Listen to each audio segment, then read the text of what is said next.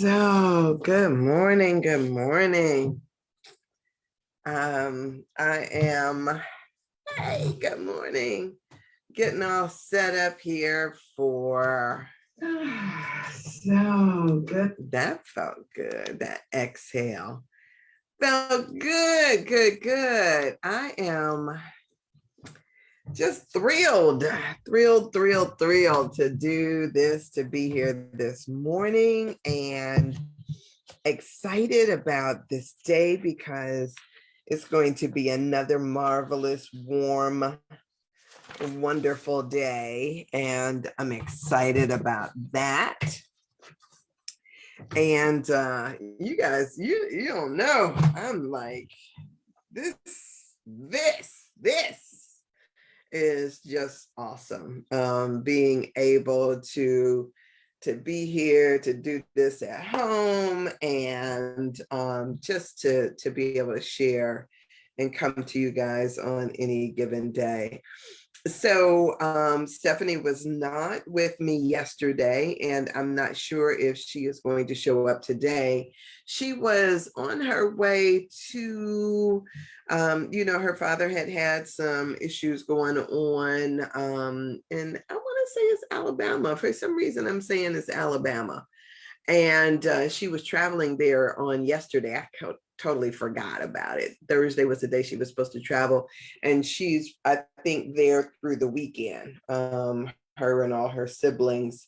So prayerful that all of that goes amazingly well for her and her family. And so we'll just keep her in our thoughts and prayers. And if she shows up, great. And if she doesn't, that's cool too. So I'm here nonetheless. And as a matter of fact, I am, I've got some stuff coming up, a wedding that I'm going to, and I'm trying to decide how I'm handling that. So we'll see if, what happens. I got stuff set up here, and we'll see what happens as I go through that whole thing. So greetings, happy Friday to you. It's Friday. Not that that matters much, but happy Friday to you nonetheless. And I am excited to come to you and talk to you today. I have been, I don't know if you can tell it or not, but I have been spending crazy hours outside during the day. And from my estimation, getting stuff,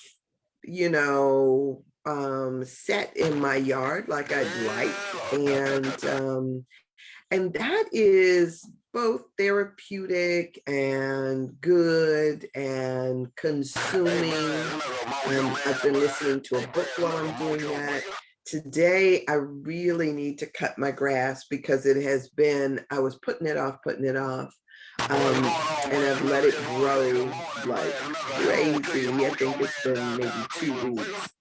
And in part, it is, I got to get out there. But today will be here in Cleveland, close to 90, and so I plan on getting that done pretty early, and then going from there. So whatever the case may be, I'm just excited about the day and that all that it brings. I'm also excited about talking about anatomy of spirit because sometimes I think I have had a different way of seeing life for a while, and it comes on the heels of all of this reading and studying. I think that I do the spiritual perspectives as well as meditation and things like that. And so I love introducing people into some of the ways in which I process information.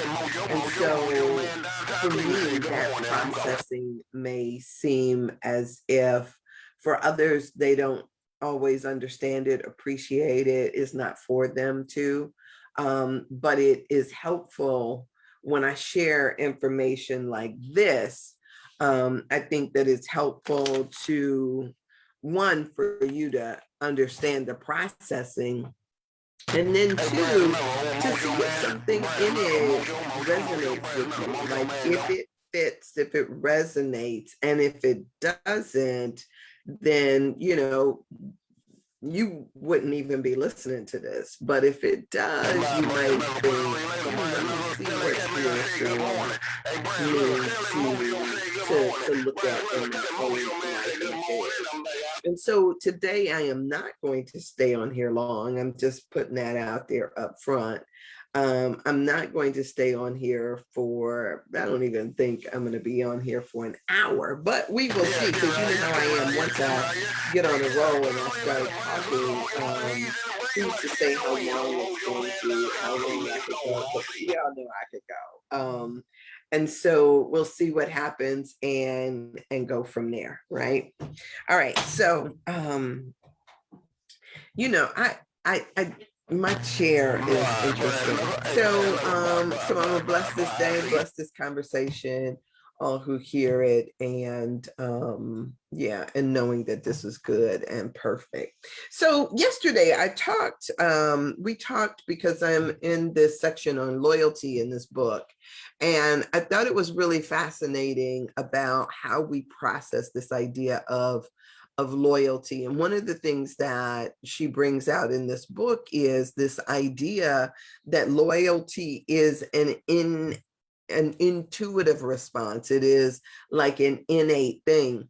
And so as I thought about it, I was thinking about so much of what we have learned has been that kind of posse, tribal kind of thing. I shared yesterday about how within a family structure, that is one level of loyalty, and then you've got all these different levels of loyalty. So whether it is to your church or to your school, school spirit, we call it school spirit, class spirit, all of that stuff. Even within the context of your school, there is that same thing.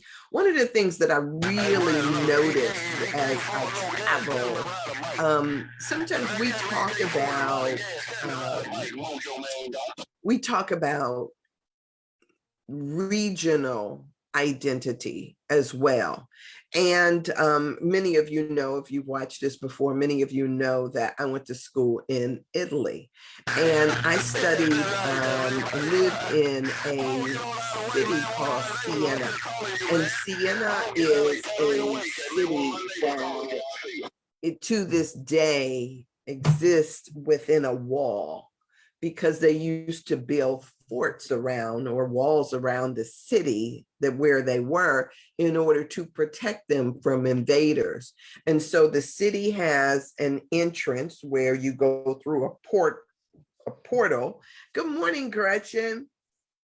Oh, is he? I'm sorry. I'm sorry. I gotta talk to him. I really do, because I don't, as a matter of fact, somebody told me that the FCC has certain regulations about how these things are supposed to be regulated. And so I need to, not that I'm gonna go there and threaten him, but I need to make sure that he knows that it is disturbing me. And then if we can't rectify it, then I guess I'll have to work on something else. But I'm sorry, I can't hear it because I took out all of the modern speakers that I had in here in my office, because it was, sometimes he would wake me up at night. I go to bed pretty early nowadays, but it would disturb me during the course of the day. So I don't hear it because I went back to old school speakers on my thing. So it looked like they was probably out when we were using dot matrix or whatever that stuff was. I forget what it was called, but anyway.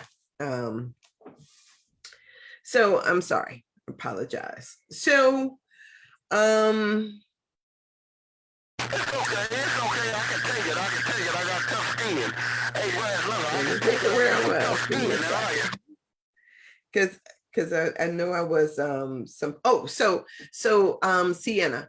So you had to drive in order to get into the city. They had a couple of different portals that you can drive through going into the city.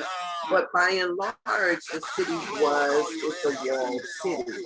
And one of the reasons why I went there to study was because when you look at the language, most of the language, Italian language, I was going there to study the language. Most of the Italian language, they have regional dialects. And so the regional dialects, if you're in the South, is one thing. If you're in the North, is something else. But all of the different places. And so Siena was a place where they had the purest, what they called the purest dialect or the purest language was there in Siena. And so I stayed there. And one of the things that I found is that even within a culture that is Italian, right, homogeneous society, they still had prejudice one against the other. So the northern Italians thought all the Southern Italians were lazy. All of the Southern Italians thought that the Northern Italians were capitalistic, money hungry, didn't know about living life and had no joie de vie, all of that stuff. And so everywhere you went, there was this somehow a regional prejudice. Calabreses were Africans, even though they were there within the city, I mean, or within the continent of Italy, they had different things that they thought about one another. And so this idea of having tribal mentalities is not unique to us. It's not a unique phenomenon. It is something that we see across the board. But what you do is that people will have breakdowns or subsets that they can then think that they are better than somebody else based on the subset that they belong to. Just like Christianity has different subsets. So Christianity may be Christianity, but there's Catholic, there's Baptist, there is Jehovah's Witnesses, there is Church of God in Christ. There's all these different things. And so even within that umbrella, there are still more breakdowns. And so you see that same thing happening all over the place. It just is a part of the way that loyalty, that tribalism works.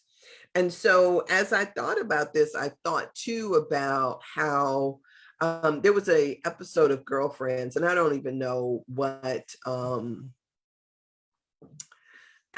remember what episode it was, but I remember in the thing they were going to a nightclub and something jumped off. It was about to be a fight. And the expectation is that out of these 4 girlfriends, all grown women, that everybody was supposed to get in the fight. And one of them ended up was like, I'm out of here. I don't even know if she told him she was out of here. She just disappeared. That would be the one that I am, because I would disappear on you in a hot second, right? Because don't go there. I don't go there, right? And so there was this big to-do about even that kind of issue, and that expectation, the expectancy for loyalty to occur. And because I chose to, or because she chose to engage in a struggle there, she had the idea or the anticipation that everybody would. And so loyalty on that level can be very concerning. It can be really concerning. So I thought, yeah, that was something that reminded me of that. So there is always this option. When you know better, you can do better. When you feel as if this is not what you want, or or if it is what you want, to make choices and to make conscious choices, not simply because you are following along with the group, but because this is what you desire. And for me, it's always been that no is a complete sentence. It doesn't need justification. I own my nose, right? And so I think that becomes something that each and every one of us has to decide for ourselves, to actually own the power to say no or to refuse. And you know, the I have heard it said that the problem is not when the guy you met acts out on you, or starts doing stupid stuff. Sometimes the problem is when you know better in the first place. Like there's a hesitancy about giving somebody your phone number. That's at the point at which you have power, right? You can decide right then and right there, like, yeah, no, this ain't for me, right? And it's simple as that. And for me, I am quick to say, yeah, no, no. Yeah, I appreciate it. No, I'm good for that. I'm good for that because I don't have time. I don't have time. So anyway, she talks about that question of loyalty. And I guess the other thing that I wanted to talk about before I jumped off of that loyalty section was, she tells a story about a guy who had come to her workshop because his wife insisted that he did. And he was being very disengaged and wasn't really interested in anything that was being said. Now, I will tell you, I know this scenario because I have given people this book. I have had sent people articles. I've done some efforting around trying to get people to be more introspective about their life, right? And I know that it is hard sometimes to get people to pick up a book and read something. Even when you give them YouTube video, it sometimes becomes a bit overwhelming because they don't have the what do I want to call it? Well, I'll call it what we've been calling it. They don't have the energy or the conditioning to really do the introspective work. If you are already operating at a deficit, you really don't have it within you to make the effort to figure out what's wrong. And so I have had the experience, and I might have shared it in here because because it was a vision that I got one time that was so extremely strong for me, was that I was trying to do mouth to mouth resuscitation on a skeleton. And so you're pumping air into something that has no capacity to hold it. And so when you are, sometimes we are conscious of when we're doing that, when we're trying to give something to somebody that doesn't have the capacity to hold it. And so what usually happens is you try to put together the tools that are there to show them that speaks to this stuff, and hope that they will be receptive, that they'll grab on, that they will at some point make a decision. But sometimes when people are floundering, that when they are out there, they don't have the capacity to do the work. So I just stand at a distance and just pray, pray, pray, pray for them. Um, and just try to be as supportive as possible without necessarily putting putting a lot of energy in it. One of the things that I shared before and that I share often is this, when I was reading my brother's book on he was studying to be a lifeguard at the time. This was way back in the day. And one of the things that it said in the book is when somebody is drowning, you can't get up on a drowning person, because when they are trying to basically struggling for their life, they will climb up over you and drown you in an effort to save themselves. And so what it always recommends is that you be at a distance, especially if you don't have the physical strength to subdue somebody, you be at a distance, or you extend something out to them, but never get up close on a drowning person. And that can be said about people in general. They don't have to be in water. Sometimes it could be that they are just living their life, and they are so overwhelmed that that their struggle is just like that of a drowning person. And so you've got to figure out in the midst of that how to then maneuver, or how to be helpful without being pulled under yourself.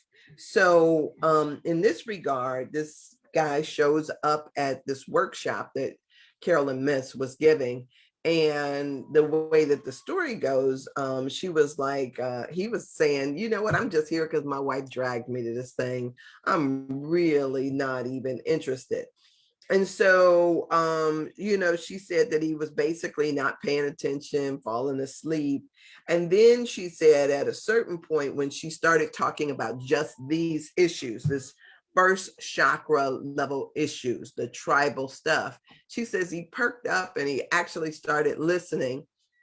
And then he asked a question. He says, you mean to tell me that all the things my family said about me are still in my body, still in my energy system?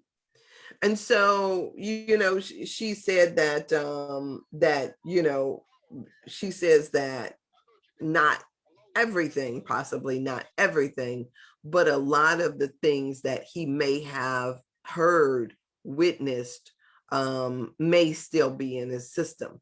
And so she asked him the question about his parents and what his parents believed about aging, to kind of bring it to the present day. And she says, well, they didn't really tell him much about aging. And she was like, well, at what point did they get old? And he says, well, like everybody gets old at 60.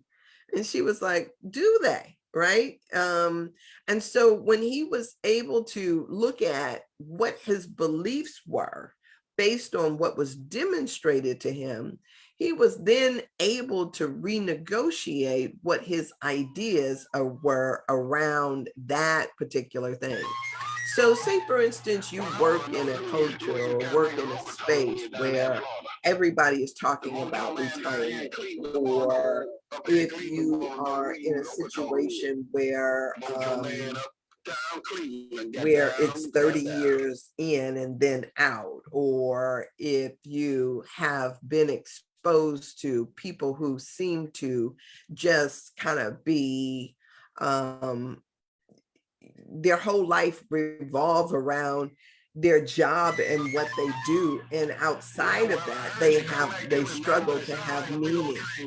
You have to look at what your beliefs are and challenge yourself based on what your beliefs are, so that you can decide what it is that is right for you and your life. So, for instance, for me, I am real clear about certain things, certain perspectives that I want to have about life. The messages that society may give are one thing, that people are what they do, or they are what they have, that we live in a capitalist society that is based on the exterior stuff. And I resist that actively, because I know that that is the narrative of our culture. But unless you really look at what you think about what you think about, you then accept or adopt the attitudes of those people who are within your soul group or within your frame of reference, you tend to adopt those attitudes without ever investigating them to see, does this fit for me, right? And so sometimes when we don't look at it, we are just kind of doing what we do without the awareness that this is actually how we feel. So say for instance, the scenario I talked about a couple of days ago where I went to lunch with a group of women, and I did not know that we were, that it was, I don't want to call it a clique because I didn't know that I was in a clique. Um, but when they decided that the woman that they deemed inappropriate or not attractive or not something enough to be involved in the group, when they abandoned me because I brought her, it was a very clear thing to me to say that I had violated protocol, so to speak. And I didn't know that there was one. But I had violated something, and therefore they were checking me.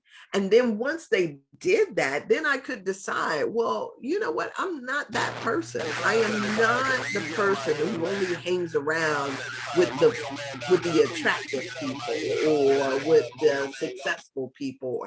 I am not that girl. So now that I know, now that I knew that, I realized that this was the group that I was with, then I could make some conscious decisions. And sometimes rules, loyalties, those types of things are unspoken, and you don't know about it, really, I guess. I didn't until you're confronted with making a decision based on that idea.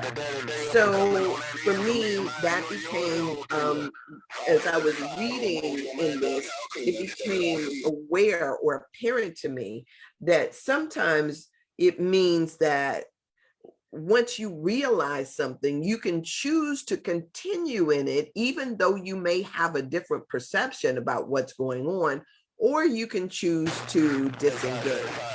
So say for instance, like I was talking about the regional ideas. I can, it's easy for me to participate in the type of ideology that might say that a particular school is better than another or a region is better than another based on my association with it. But what I am doing is I'm adopting an attitude or something that doesn't fit in with what my beliefs are about people. And so this thing of taking your power back means that sometimes you have to check what it is that you think about what you're thinking. I know that sounds kind of crazy, but I mean that's basically what we're doing. We're really challenging ourselves to make better decisions about how we engage, who we engage with, and what we uh, what is it? What is the word that I'm looking for? I guess if I'm engaging in it, I am condoning it as well. And when I choose not to, when I choose to disengage, then that means that that I need to let go of some things. So in here, she says that she talked to this man about what it means to unplug from a belief pattern that doesn't have, that has no truth, but still has power over you, right? So what are your beliefs about aging? What are your beliefs about work? What are your beliefs about, money, finances, unemployment, uh, I mean, what is your belief about dating? What is your belief about marriage? What is your belief about? And so you have to think about your beliefs about things. What's the message that you receive? So to be fully transparent, let me say that I talk about my parents often because they are my first teachers, right? and learned some amazing stuff from them, right? My parents were married. They got married in 56, 57, 1956 or 1957, something like that. They were married all of my life up until my mother passed, right? And very what do I want to say? Do I want to call them we had a traditional family. We had a nuclear family. I talked yesterday about how my mother worked at home by being a babysitter, taking care of kids, having childcare in her home. My dad went out to work every day, blah blah blah. Not Ozzie and Harriet by any means, but a family nonetheless. And it's so interesting that, from seeing my mother as a mother and with all the children that she cared for, I got very early on the idea that I didn't want to have children myself. I also got very early on that in my mind, I did not want to be married, which is very interesting because my mother would say to me all the time. Now she would say it all the time. She was like, Sandy, live your life before you decide to settle down and get married and have kids. If you want to travel and see the world, do that first, because once you get married, once you have children, your options become little, very little. And so I was always thinking to myself, like, man, I want to be free. I don't want to, that was what I came away from that conversation with, was I didn't want that for me. Right. And so it's really interesting because in the last, I don't know, last 10 years or something like that. Hey, Pat. Oh, good. Good to see you. So in the last, I don't know, 10 to 15 years, people have started telling me, saying to me over and over again, well, you get to fashion and form your relationships in the way that you desire for them to be.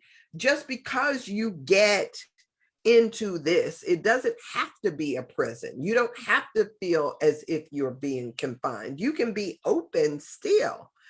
But part of the belief system that I had developed over time said to me that it was a prison. It was something that would keep me down, keep me from doing what it was that I want. There have been so many things that I have resisted because I did not like the boxes that it felt like they were putting me in. And so one of the things, and this is really interesting because now this is causing me, even as I'm talking about this belief system, I've read this book 4 times now, right? And I never really connected that part of my belief system to what she is saying here. So she's saying to this man that if your idea is that 60 is old, at 60 you retire, at 60 you sit down, then that will be your experience. And so mentally, what you believe mentally will be what occurs for you physically.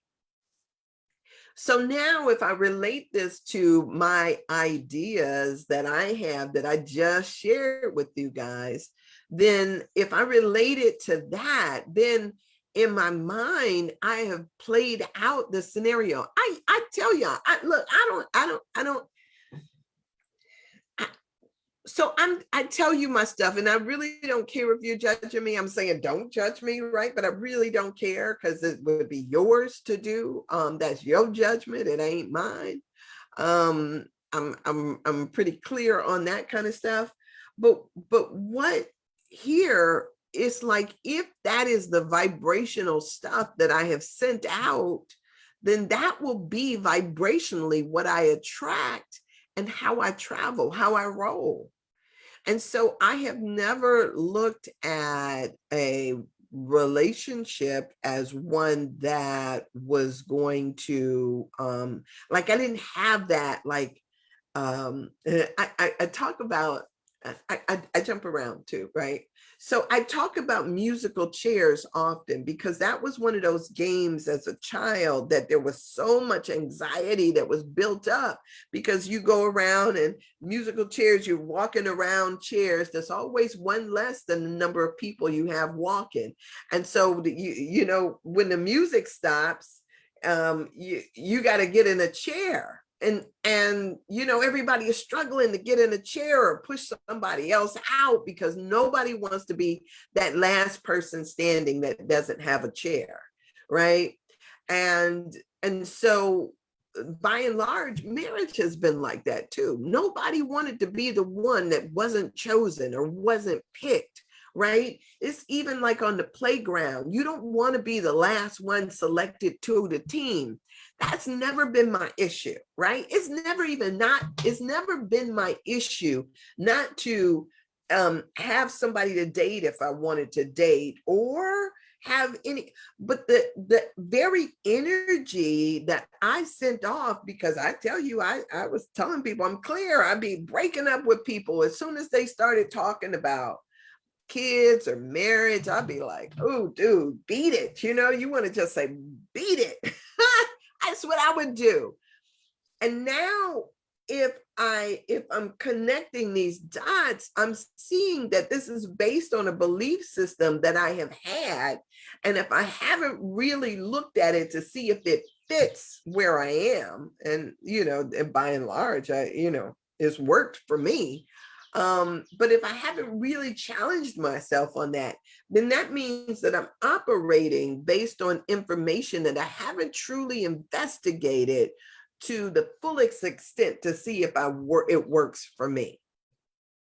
And so sometimes that can happen across the board, right? Sometimes people really challenge themselves because of perceptions that they have, you know, like, I mean, we get all kind of crazy stuff, right? We get all kind of stuff that operates in our system. Like I was telling y'all about, I don't know how long ago this was, but I was dating a guy who was not only smaller than I, he weighed less than I, and was about the same height. And I felt constantly as if this man couldn't protect me. And so I was always, when I was in that relationship, I was always in a state of fear or a state of panic. And then I had to get out of that because I recognized that that was part of the way I was thinking. That was what I took into the relationship. And so it was causing me extra stress. And so no matter what he did or could do, or if my fear was warranted or not, I couldn't get past it because because of a belief system that I had about around that. I have always been around big men, bigger than me, men. My dad's 6'4", my brother was, you know, like 6'4". The shortest one is like, what is it, 5'10" or something like that. I've always been around people that were bigger than me. And so if I've got a belief system though that's operating that says that this guy who is, you know, looking at me eye to eye, which means he's like 5'2", 5'3", and weighs like 20 pounds. If my belief system is that, you know, that's part of my system. And so until we really challenge our thoughts about things, we still operate in that same vein. We still operate with that same type of mentality. So if it doesn't serve you, that's it. It's one thing if you recognize it and you know it. And it's another thing if you don't recognize it and don't know it, but it's a silent like message that is being kind of broadcast to you in your spirit, in your mind. And so, you know, how do you deal with that? Right. So awareness is key, right? It's like, if you are aware, then you can choose to unplug. But if you are unaware, it just becomes something that is causing you angst in the back of your mind, and yeah, and dealing with that, then what, right? If your idea is that you are nothing without a partner, or your life doesn't have purpose unless you have a mate, that is something that plays in the background of your mind and can go to how you feel and how you see yourself. If you relate that to a job, if you relate that to friendships, all of those things still play, even if you are not aware of them. They play and they send messages about your own sense of worth in the background of your consciousness. And if it doesn't serve you anymore, you either need to get rid of it, redefine it, or something. And so that was what he came to, this conclusion from sitting in here. He says, we talked about what it means. This is her talking. We talked about what it means to unplug from a belief pattern that has no truth, but nonetheless has power over you. Much to his surprise and everybody else, including his wife and himself, right? He grasped the concept immediately that someone had given him a new toy to play with. So he says, you mean that if I unplug, as you say, from the idea that the idea doesn't have any say so in my life anymore, then that idea doesn't have any say so in my life anymore. So if you unplug from this idea about what 60 is, because one of the things I will tell you this too, people used to tell me about how I'm supposed to dress at 50. Like, like, like a 50-year-old wouldn't wear that. I'm like, what the hell? Who made that rule? Right? I'm always asking people about, not that I even care about the rule, right? Who made that rule? Because I'm dressed like I want to dress, right? I'm going to, if I want to strap my stuff, if I want to rock my silver, whatever it is, I am not going to sit here and allow other people to dictate to me how I'm living my life. Not that box for me, right? Sorry, can't go there. So, and I don't have the perception, because oh, you know what? I'll tell y'all this. I did a training at a company, and I forget what the training was, but you could basically see the dynamics when you go into the room. There are all of these middle-aged women who were sitting there, kind of irritated and mad. And then there's this other woman that's sitting over there, and she had probably only been like hired within the last 2 years of the company. And she was hired into a pretty nice position. I mean, it wasn't like it was, it wasn't like it was yeah, it wasn't like she was just some grunt worker. She was part of the C-suite, right? So, but the problem is that the other women had a problem with this new woman, because this new woman came in and she was flossy. I mean, you can look at her and see, she liked her clothes, she liked her makeup, she liked her hair. There was a lot of stuff, that pride that she had in her physical appearance. And she had this position, and these other women were just looking haggard, and she was about the same age, and all of this other stuff. And so they were having these, like, all out kind of tiffs, because they couldn't get with cute girl. I'm sitting there and I'm thinking to myself, y'all should be ashamed of yourself, right? But of course I was hired in to come and deal with some, to have a talk, to have, to deal with some of these issues and the conflict in the workplace based on this. But it was really just that they were jealous of her. That was really all it was. And so they had the idea on one side of the room, they had the idea that that was what 55 and older was supposed to look like. And this woman over here was like saying, yeah, I ain't down with that. My aunt is like that, right? My aunt is 73. Oh my God. And it's like, she can play before I do. Cause that's the way she rolls. I mean, she just, I sit there and I say, man, when I get 73, I'm gonna be just like that. I mean, cause she's just bossy. Let me see while I'm talking to y'all. I wonder if I can. I can share a picture with y'all. So I'm gonna do that while I'm on here doing this for y'all, because I really want you to see what 73 can look like, right? This is, and so let me share my screen. I'm gonna share my screen. All right, can you see that picture? Oh no, you can't see it yet. Can you see that picture? That's my aunt. That's my aunt, and she is 73, right? That is my aunt. Now, come on, y'all. All right, so look, somebody will probably tell her that I did that, right? I don't care, because that is her. That is her, right? All day long. She is just flossy like that. And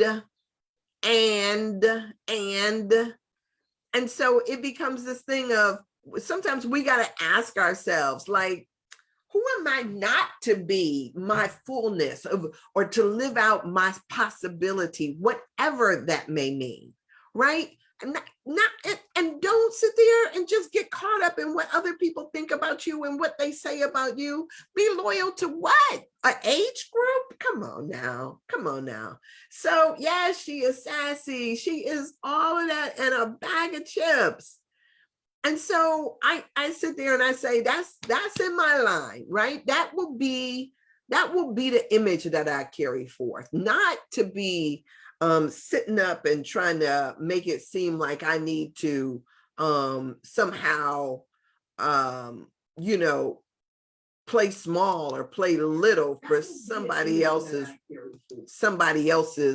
comfort. I'm not doing that. It's like, I gotta do me, right? I gotta do me. And I think it's the same way with each and every one of us. We have to be who we are and be true to that, right? And so until we can do that, then we're just we're getting caught up in somebody else's stuff. So here she goes on and says, I have rarely seen, well, she says the main reason he was aging was because he thought he had to at a certain age. And so sometimes the main reason why we don't actually fight it, right? We don't actually fight the process. We just do what we've seen instead of recognizing that we don't have to, right? You don't have to. Don't play little for anybody. Can you imagine what it's like to think that just because my mother died at 57 that I have to, or that because somebody struggled with arthritis that I have to, or really check out your belief system, right? Whatever it is, and then make a choice on that. So she says, so honoring his own internal sense of age. So whatever that means for you, your ideas about marriage, your ideas about job, your ideas about relationships and what that means, your ideas around sex, your ideas around race, your ideas around just challenge yourself. Think about what you think about and why. Sometimes because I'm very clear, sometimes I have to ask myself, where did this belief come from? Because sometimes it doesn't serve me, right? And I'll ask myself, where did this come from? Like me working in my yard. I clearly remember my grandmother keeping a garden and doing all her little stuff. But am I doing it because my grandmother did it? I don't know. Maybe it was because I got some enjoyment when she was doing it and I saw the benefits of it. That doesn't mean that and because we have been in the situation that we're in and I have been at home more often, it makes it convenient. I don't need to go out to every happy hour that I used to go out to because man, do I love a good patio. And man, do I love a great margarita and a good patio and some appetizers and some girlfriends and all of that stuff. That is me all day long. But now that we are in this situation where we find ourselves today, I have really embraced this idea of being a homebody right now. And it's all good. I'm not really concerned with all of that other stuff. There is a time and a place for it. I'll be back out there soon enough, maybe sooner than rather than later. But at the same time, then having the ability to balance and say no when I want to say no. All of that is possible when we start to really look at what it is that we're thinking about. And so, if you think about what you think about, right? You don't have to be caught up in one of those situations where you say, well, what had happened was, because that's a lot of times what we do. What had happened was something like that. Yeah, you don't have to do all of that. Just own your stuff, right? By being aware of your stuff. And then then make your choices wisely based on what works for you and not necessarily what works for everybody else, right? So with that, I'm going to end that piece. I'm going to end the piece on loyalty. We talk about honor, but I'm going to take that section tomorrow. I'm going to jump off of here a little early, like I said.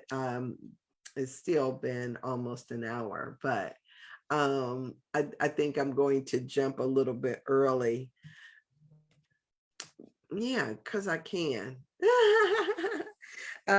It's going to be a amazing day, warm and amazing, and I am like hoping that you have all that you desire.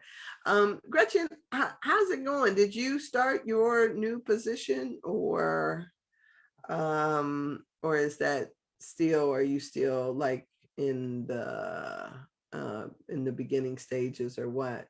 And Patricia, how's it going? You moved to Atlanta. I don't know if you guys are still there or not, but updates are always nice.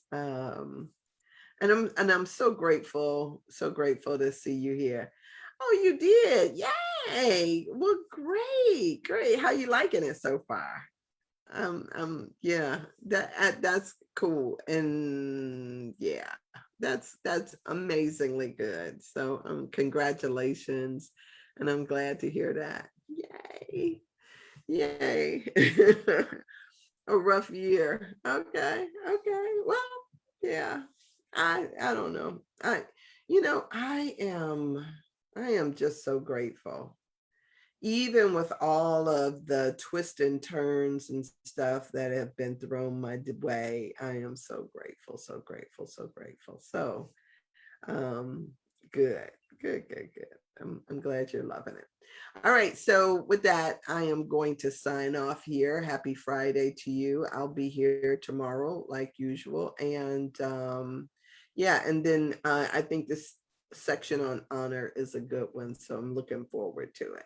All right, so love you and grateful for the lessons learned, and yay, and new beginnings. Good. Thank you for being here.